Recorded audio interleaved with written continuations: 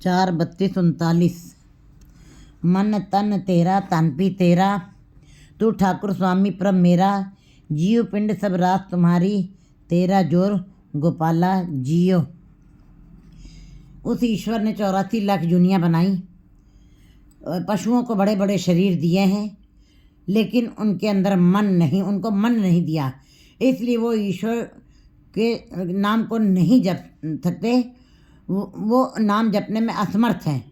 और देवताओं को अंदर, देव मने ज्योति डाली है, प्रकाश डाला है उनके अंदर, लेकिन उनको ये देही नहीं दी है। इस मनुष्य को ही परमात्मा ने देही भी दी है और मन भी दिया है।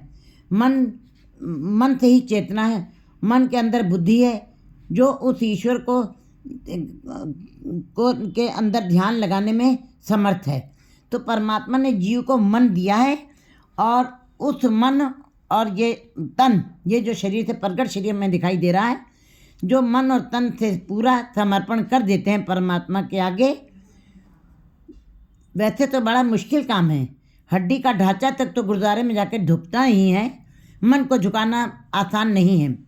मन तो प्यादों से फर्जी पर टेढ़ो जाए।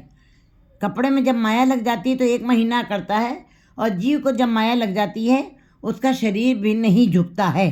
कहते कर साधु अंजलि पुण्य वड्डा है, कर दंडोत पुण्य वड्डा है। अगर जो तुम बिल्कुल दंडोत हो जाओ, समर्पण कर दो अपना, तो उससे बड़ा तो पुण्य कोई नहीं है।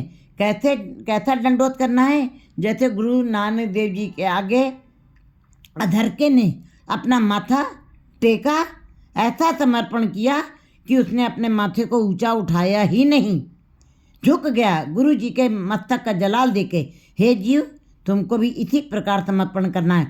और ऐसा समर्पण किया कि गुरु जी को स्वयं अपना कृपा का हाथ रखना पड़ा, और जिससे उसके ऊपर कृपा मेहर हो गई और नाम अंदर भर गया, नाम की खुमारी उसको चढ़ गई। इसी प्रकार का समर्पण हम जीवों को उस गुरु के आगे, उस परमात्मा के आगे करना है। जब आप पूरे तरीके से समर्पण कर देते हैं, तब परमात्मा आपके ऊपर कृपा करता है। मन तन तेरा तन भी तेरा, जो जीव मन और तन दोनों को ही समर्पण कर देते। और धन तो समर्पण करना एक जगह पे आके फिर भी आसान है, लेकिन तन वही समर्पण करना आसान है, लेकिन मन बेचे सतगुरु के पास, तिथि सेवक के कार्यरत। मन बेचना आसान नहीं है। मन जो गुरु के आगे बेच देते हैं, उनके सारे कार्य सफल हो जाते हैं, लोक और परलोक दोनों ही सफल हो जाते हैं। कहते हैं तन भी तेरा, तू ठाकुर स्वामी प्रमे, हे ठाकुर, हे परमात्मा, तुम ही मेरे स्वामी हो, और मेरे हे परमात्मा मैं तेरा सेवक हूँ। जीव पिंड सब रात तुम्हारी, तेरा जोर गोपाला जियो। ये परमात्मा ने ये शरीर ही नहीं बनाया, शरीर की रचना भी परमात्मा ने, मनुष्य जीव की रचना बहुत ही विचार करके, बहुत ही सोच समझ के की। इतना खूबसूरत शरीर का जो हम अपने इस देही को ही केवल देख लें, बाकी अभी सारे संसार के कुदरत के सुखों को छोड़ दें, तो इस अपनी देही के ऊपर देखें, नाक आँख कान रचना सब एक सिस्टमेटिक ढंग से उसने रचना की है। और फिर शरीर की रचना ही नहीं कि ये प्रकट शरीर की रचना ही नहीं, बल्कि उसके अंदर प्राण भी फूके हैं। अगर जो प्राण ना डाले होते तो ये शरीर मिट्टी का ढेर होता। उस परमात्मा के आगे सदा ही जीवों को झुकना चाहिए, और सदा ही उसका स्मरण करना चाहिए। जीव पिंड सब रात तुम्हारी, है परमात्मा, ये तुम्हारा दिया हुआ पिंड है, ये तुम्हारे दी हुई ये प्राण है, और तुम्हारी दी हुई ये शक्ति है, सब तुम्हारी यही थाती है। और तेरा जोर गोपाला जियो, और तुम्हारा ही जोर है मेरे अंदर, जो मैं बोल रहा हूँ, जो भी जीव बोल रहे हैं, कि जो बोला था, कहते जो भी जीव जंतु जो भी उड़ रहे हैं, खा रहे हैं, पी रहे हैं, जितने भी 84 लाख दुनिया गति में चल रहे हैं, गति कर रही हैं, वो सब तुम्हारी ही शक्ति से कर रही हैं, और तुम्हारा ही जोर है गोपाल, हे परमात्मा। सारे जीवों के अंदर तुम्हारा ही जोर है, और तुम्हारा ही प्रकाश दिखाई दे रहा, तुम्हारा ही शक्ति दिखाई दे रही, जिससे वे सारे चल फिर रहे हैं। एक मच्छर थे, कुंचा चींटी से कुंचा रस्थूला, सब पर के पास दृश्य का भूला। उसने चींटी से लेकर हाथी तक स्वयं उसने बनाए, उसमें कोई कमी नहीं निकाल सकता। अगर जो कोई निकालता है, इसका मतलब वो गंवारों का गंवार है, वो उसके अंदर समझ नहीं है ईश्वर की। कहते हैं सदा सदा तू है सुखदाई, है परमात्मा, तू सदा सदा ही सुख देने वाला है, सुखों को देने वाला तू सदा सदा है।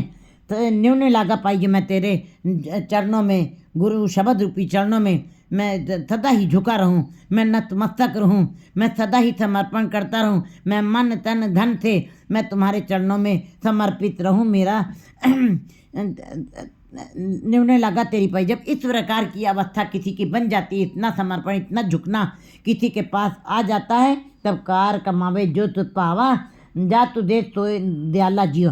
तब उस जीव को समझ में आ जाती है कि हे परमात्मा, जो भी तुम कार्य करवा रहे हो, वो जो भी मैं काम कर रहा हूँ तुमको अच्छा लगे। कार कमावा जे तुझ पावा, वही कार्य किया हुआ सफल है जो कार्य तुमको अच्छा लग रहा है। और भावा जा तू दे सोई दयाला जियो, और जो तुम मुझे दे रहे हो मैं उसे ही प्रमाण कर रहा हूँ, उसे ही स्वीकार कर। जो तुझ पावे साई भलीकार, तू सदा सलामत रहेगा, तू सदा रहने वाला है। प्रभु तुम ते लेना तू मेरा कहना, हे परमात्मा तुम्ही से मुझको सब कुछ मिल रहा है, हर वस्तु तुमसे ही मिल रही है। संभाल से लेके खाद्य पदार्थों से लेकर के और पहनने तक गहने। कहते हैं एक स्त्री जो है, जब केवल चाहे जितनी भी कुरूप हो, अगर जो अच्छे वस्त्र पहन लेती है तो उसका रूप निखर जाता है, और जो उसके ऊपर से जब वो गहने पहन लेती है हरा वो और सुंदर लगने लगती है गहनों के साथ। इसी प्रकार ये मनुष्य जीवन वैसे तो परमात्मा ने सुंदर बनाया ही है, लेकिन अगर जब मनुष्य उसका जप करता है तो सुंदर बन जाता है, क्योंकि नाम सुंदर बनाता है। लेकिन जब जप करते करते सोच आ जाती है उसके, जप और तप दोनों जब उसके साथ जुड़ते हैं, तब वो कहते हैं फिर कौन सी अवस्था होती है, हर हर हार कंठले पैरे, दामोदर कर मुंदरी पैरे, श्री रंग सुरमा दई। ऐसी अवस्था की नाम के ही गहने उसके ऊपर हो गए, नाम ही सारा कुछ हो गया हो, नाम ही मुंदरी बन गई हो, नाम ही हार बन गया हो, तब फिर ऐसे जीव गहनों के साथ और सुसज्जित हो जाते हैं, क्योंकि नाम का गहना जिन्होंने पहन लिया है वो परमात्मा के दरबार में शोभित हो जाते हैं। लेना तू मेरा गहना, और परमात्मा का नाम ही गहना है, परमात्मा का नाम ही आभूषण है। और परमात्मा के नाम के जिन्होंने आभूषण पहन लिए हैं उनको कोई किसी प्रकार के अन्य सुंदर वस्त्र पहनने की ज़रूरत नहीं रह जाती, अन्य किसी संसारिक गहने पहनने की भी ज़रूरत नहीं रह जाती, क्योंकि परमात्मा का गहना अपने आप में सुंदरता का एक स्वरूप है, सुहप्पण से भरा हुआ है वो। सबना के गहना जो तू दे सोई सुखना, हे परमात्मा जो तुम दे रहे हो वही सुख मुझको मिल रहे हैं, जो तुम दे रहे हो वही सुख मैं सह रहा हूँ, वही सुख मुझको मिल रहे हैं। और जैसे भी दे रहे हो मैं उसी में सुख की अनुभूत करूँ।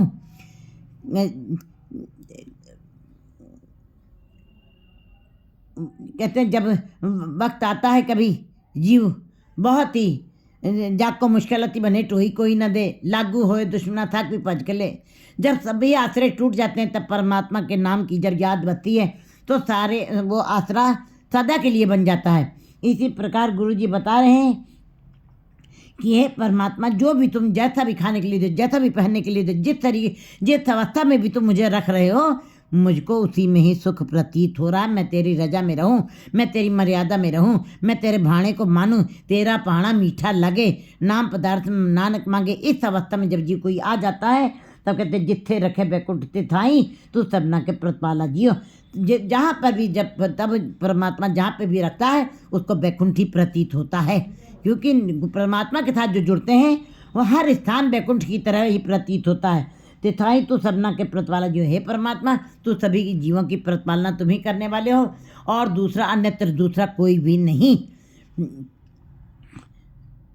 सिमर सिमर नानक सुख पाया। गुरु नानक देव जी कहते हैं कि जितना भी उसको सिमरते जाओगे उतना ही ज़्यादा सुख मिलता जाएगा। 8 पहर तेरे गुण गाया। कहते हैं फिर हम जीव 24 घंटे में एक पल भी, एक घड़ी आधी होते आध भी हम उस ईश्वर के साथ नहीं जुड़ते हैं। सब कुछ अपना एक राम परिवार में बड़ा दिल लगता है और बाजार में बड़ा मन लगता है, संसार में बड़ा मन लगता है, लेकिन अहंकार के साथ हमारा मन नहीं लगता है। लेकिन जो 8 पहर, 8 पहर दिन के 8 पहर होते हैं, जिन्होंने 8 पहर उस ईश्वर में के गुणों का गान किया है, सगल मनोरथ पूर्ण होवे कदे ना होइए दुखाला जियो। कहते उनके सारे मनोरथ पूरे हो जाते हैं, संसार के भी और परमार्थ काम भी सारे पूरे हो जाते हैं। लोक और परलोक दोनों सुहेल हो जाते हैं। यहाँ संसार में भी सुख भोगते हैं और परमात्मा की दरगाह में भी उनकी जगह सुरक्षित हो जाती है। और कदे ना होए, कहते सारे मनोरथ उनके पूरे होने, कभी भी उनको दुख की आँच तक नहीं लगती है, गर्म हवा तक नहीं लगने देता वो परमात्मा। 4:33:40